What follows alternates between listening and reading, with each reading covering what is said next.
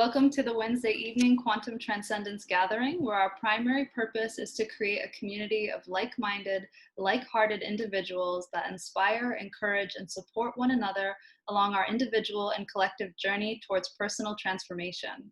Our focus will not rest upon what beliefs, habits, or behaviors have led us to this group, rather on the vision we hold for our future and how our growing collective can support us in the achievement of these goals.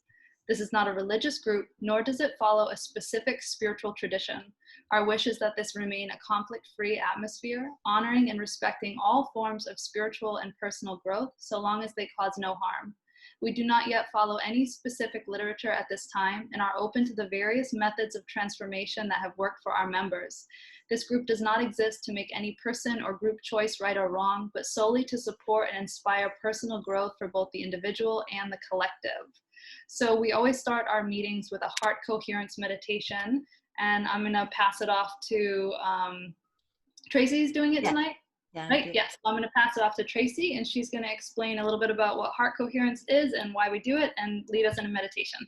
Great. So to take a moment, think about your day and where you're coming from right now. Think about how your day has been for you physically, like how's your energy been today?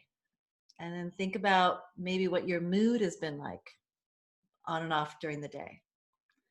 And then think about maybe what your emotions have been on and off today. And think about your mental capacity today. Have you been easily frustrated? Have you been really focused? Have you been really distracted? What's been happening for you today?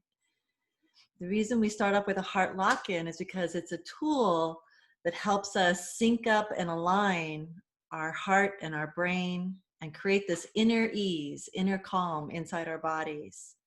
And so from wherever we're coming from and whatever stress might have been accumulating from our day, doing this simple but very powerful heart lock-in tool that comes to us from the Heart Math Institute in California is how we like to start these calls, because not only does it get us into clearing out the inner chaos and creating more inner calm, but it syncs up our hearts.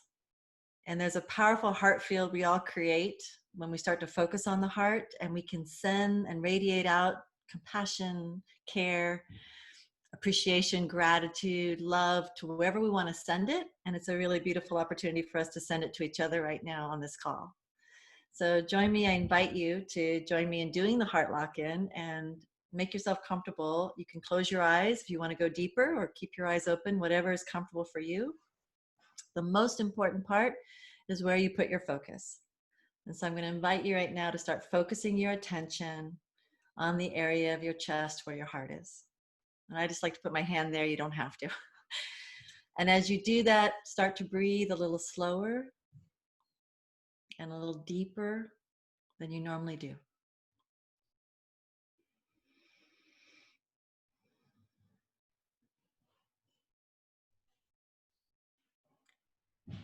And just keep breathing slow and deep until you start to feel a little more calm.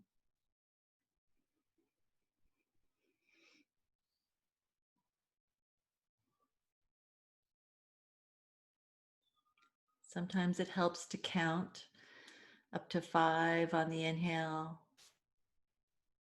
5 on the exhale, whatever pace is comfortable for you.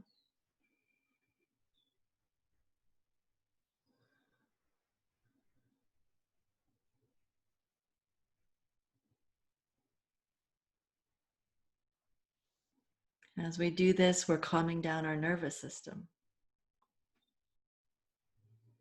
We're balancing out our hormones. We're syncing up our brain with our heart rhythm. But what really creates the magic is when we start to focus our attention now on a heart feeling of appreciation or gratitude, or think of someone or something you really care about right now, pet, something that you're really grateful for in your life right now, something that is working, that is going well. And breathe that appreciation, that feeling of appreciation and gratitude deep into your heart.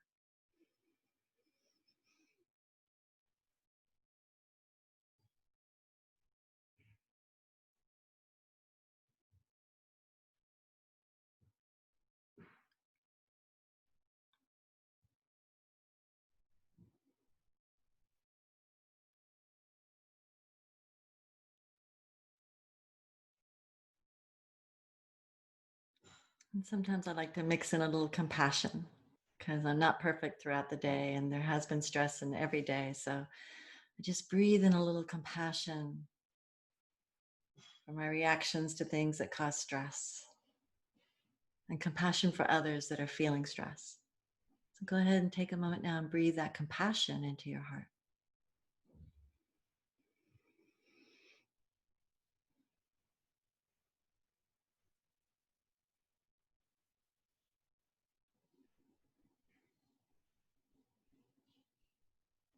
And now we wouldn't get stressed if we didn't care. So radiate from our hearts all that gratitude and care and compassion.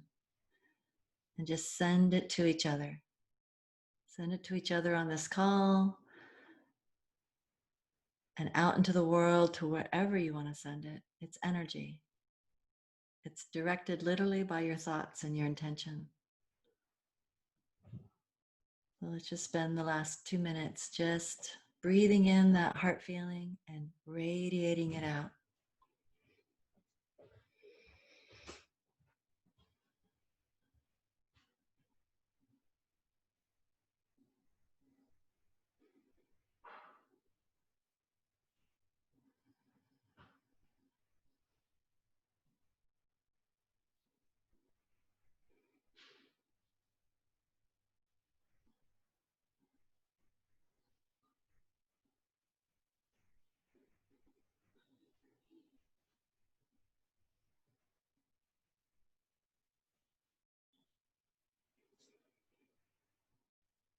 And for this last part, just listen. Listen to any inner guidance you are receiving right now. When we create this quietness inside, we can listen. Listen to the wisdom from our heart, completely in alignment with our brain for what we need right now, what we need from this call, what we want to connect with, or what we need for the week ahead.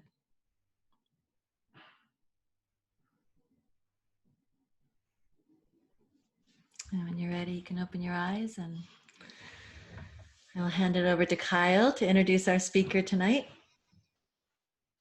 Thank you, Tracy. That was incredible. For most of us, our speaker really doesn't need an introduction. It's Kristin. All of us in like the Attleboro Seekonk area have felt the love vibration that she's sent out over that whole area. That's kind of like absolved us all, and I'm so grateful for her friendship.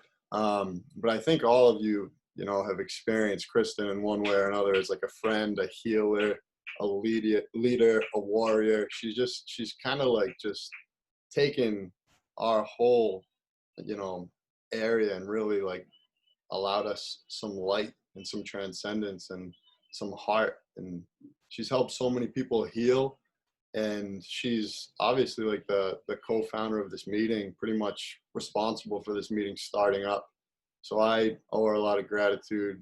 She's an advocate of plant medicine.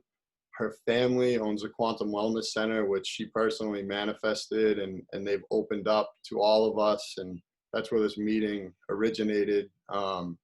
She's the author of a book that's coming out soon called Heal the People, that I think is going to touch a lot of people in the world, and hopefully everyone gets their hands on that book.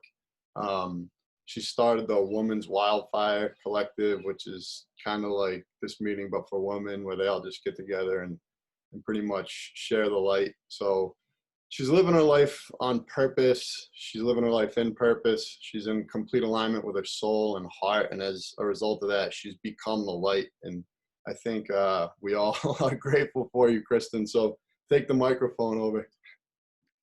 Thank you so much. That was such a beautiful introduction. I could really I could feel that in my heart. So thank you. I appreciate that. And I try whenever I'm doing speaking things, I try not to think too much about what I'm going to say, and I kind of just allow whatever needs to be said to come through me. But I took down like a couple bullet points just so I don't get off track. But I figured I would start with just like my story and kind of like bring you guys through where I've been and how I got to be where I'm at now. And so I'm going to start with something that I think everyone who experiences being human shares. And that's this, for me, it was the core wound that I call separation. And we have to experience it in order to go through an earthly journey. We have to experience ourselves as separate from our source, separate from spirit, separate from energy, right? We have to experience ourselves as matter and as an ego and a personality. And this was actually the greatest wound that I experienced. This was like my primary trauma, I think. And you know, a lot of people, we all acquire lots of traumas and lots of pains in life, but the severance from spirit was really, really, it was a deep wound for me, and it created a lot of pain in my early life. And I could never understand why I had this. I really hated being a human. Like, I found something wrong with every little part of being a physical body. You know, it was deep trauma.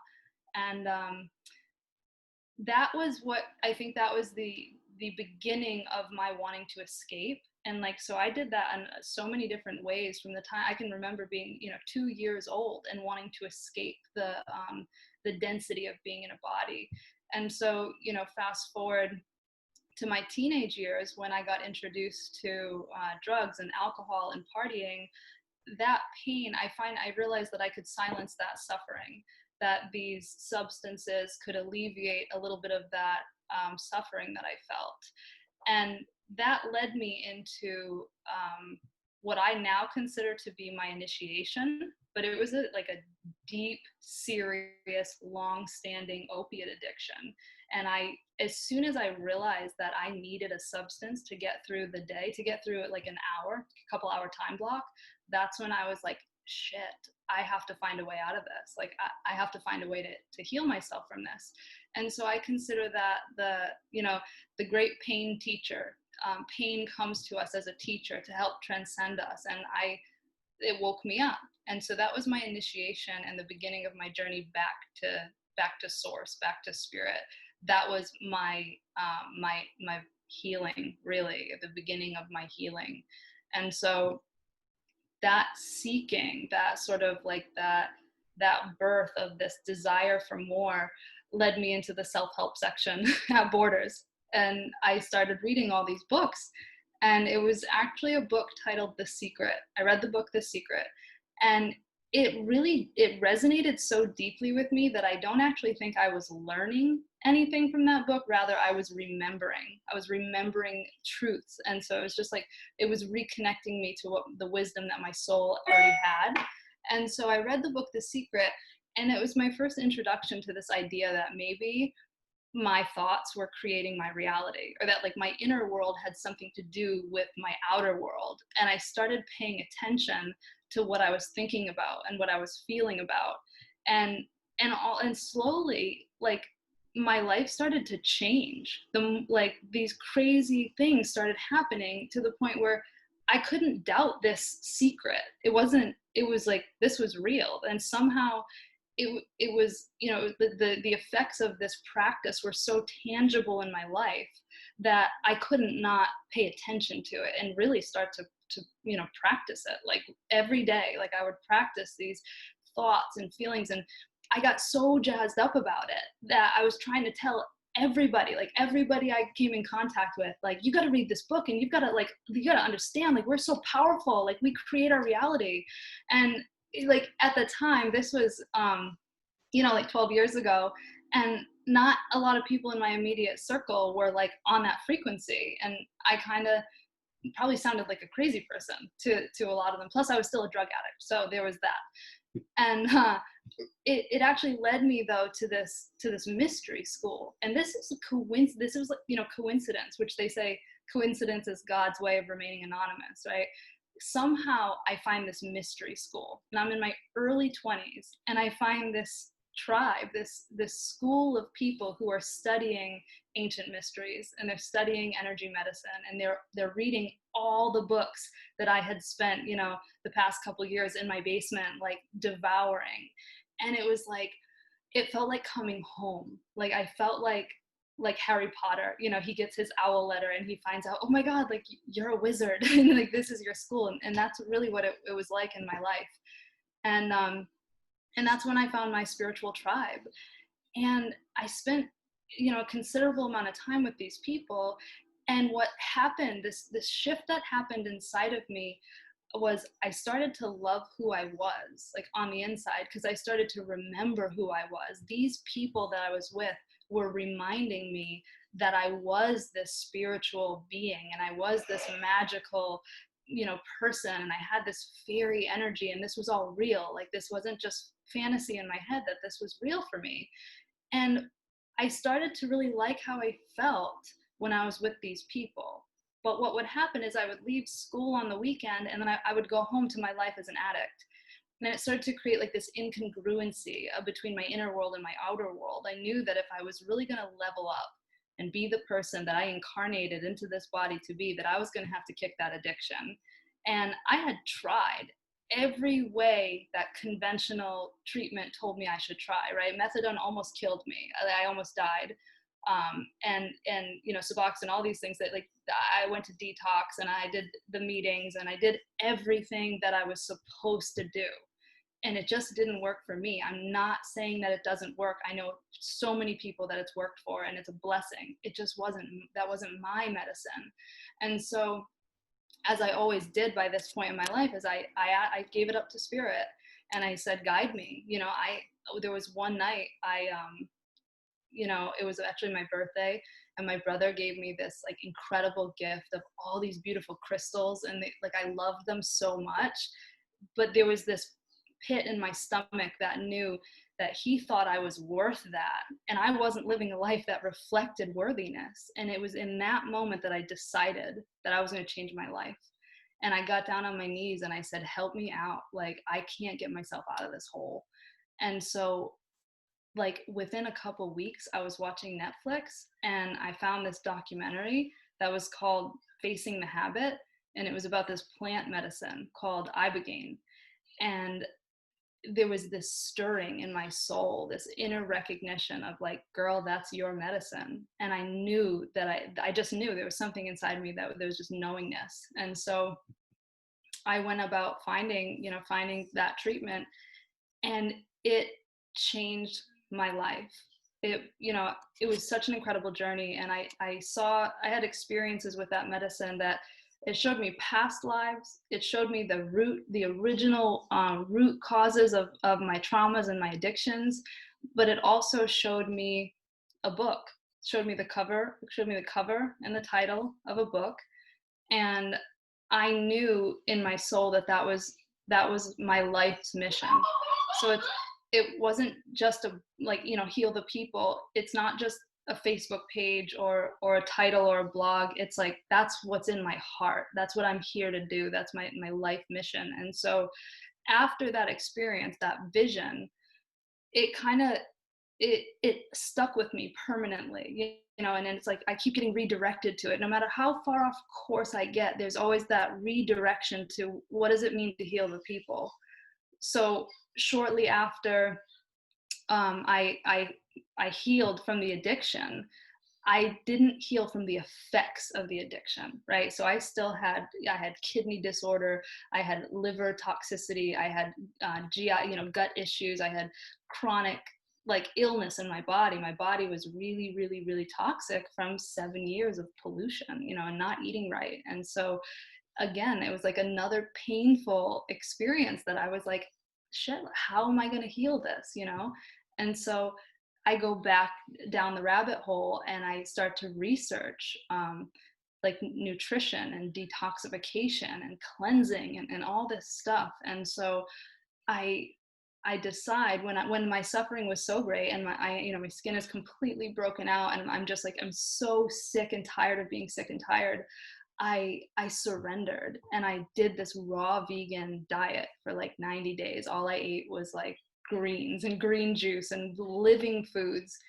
And what happened was this spontaneous enlightenment experience. It was this full recognition of who I am as a soul and that I saw Heal the People again. And I knew like, oh, this wasn't just a fantasy or an idea or like, oh, that would be cool to write a book. It was like, this is what you came here to do. And if you don't do it, if you're going to be in resistance to your life mission, and suffering is going to happen in your life.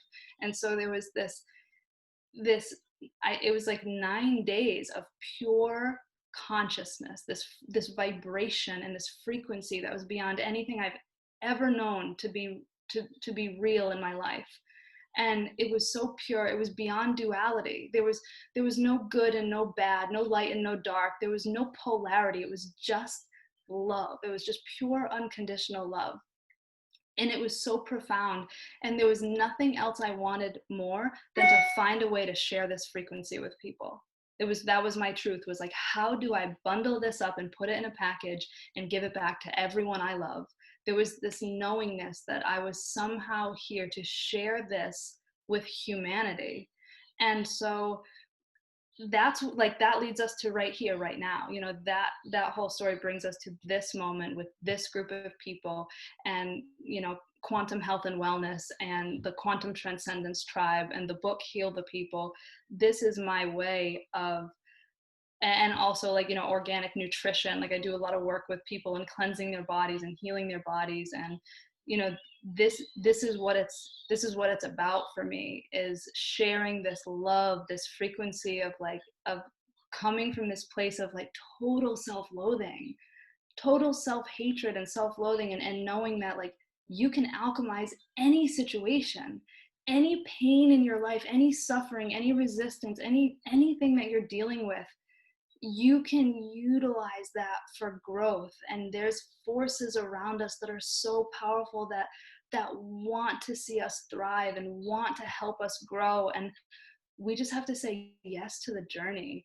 And so I'm just so blessed to be able to share this story with you guys and to hear your stories, and the fact that we can all get together and like we can do this work together, because I know so many of you are on like similar journeys. And to me, this is what it's all about, the spiritual tribe that can enlighten each other and can hold space for each other and can like encourage one another to grow and connect. Because if it wasn't for my spiritual tribe when I was in school, I never would have been able to see myself, right? We need to see greatness in others in order to see greatness in ourselves. And we need to see greatness in ourselves in order to see it in others.